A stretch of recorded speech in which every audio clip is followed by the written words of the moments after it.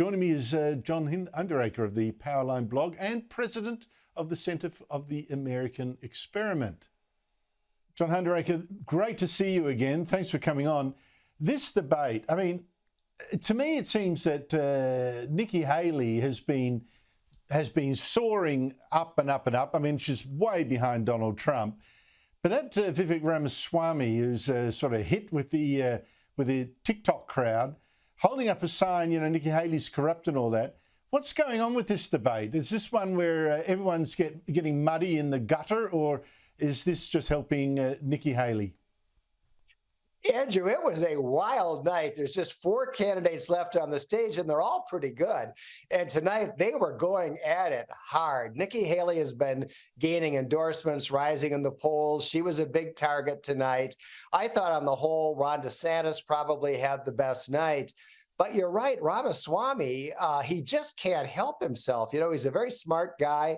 He's popular with young conservatives, but he goes too far. And he got booed several times tonight. He called Nikki Haley corrupt, which is over the top, insinuated that she's not intelligent. You know, he just can't quite restrain himself. But I thought it was a very interesting night. And in my view, Ron DeSantis probably had the best night.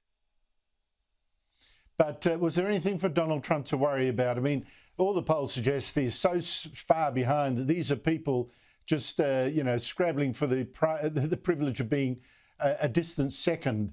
Is it more than that here?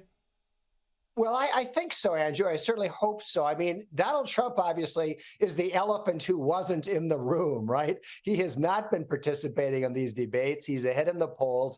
Chris Christie is running really for the sole purpose of bashing Donald Trump. He was back at it tonight. The thing I would say about this, Andrew, is that no one has voted yet. We do not select our presidential nominees with polls. You have to actually turn out and vote, and so far nobody has done that. The first voting will be in the Iowa Caucuses next month. You can't poll the Iowa caucuses. You know, it can't be done. And we'll see. You know, maybe Donald Trump walks away with it. I've got a sneaking suspicion that isn't going to happen.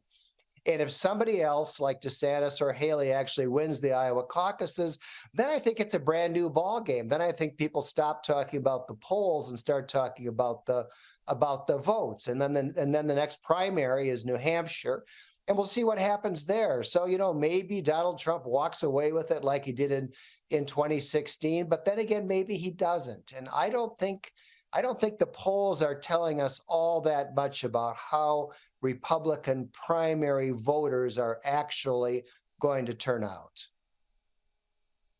Now, John Hinderaker, let's talk about this elephant that wasn't in the room, Donald Trump.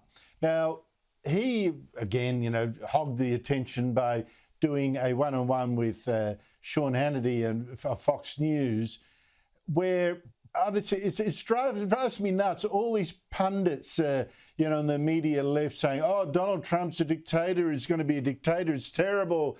You know, Adolf Hitler, you know, with orange hair, and he was asked about that. I played the clip earlier and played along with it, saying, "Oh, only on day one it'll be drill, drill, drill, but after that, no." And now again, more headlines. Oh, he will be a dictator. He just said it. I mean, what is going on? Do you think he's going to be a dictator? You know, it's ironic, Andrew, because he's been the president for 4 years. You know, if he wanted to be a dictator, we probably would have noticed it sometime during that term. And as a matter of fact, Donald Trump was the least authoritarian president we have had in recent times. He issued the fewest sweeping executive orders. He governed in a very modest way. He was the least authoritarian compared to someone like Barack Obama. You know, you could argue Obama was actually pretty authoritarian. Donald Trump was not. And so he makes a joke like this, and of course the pundits run with it and go crazy. The president of the United States does not have dictatorial powers, okay? You can't come into office and announce that you're a dictator. It can't be done. It's not going to be done. And once again, people are just massively overreacting when Donald Trump makes a joke.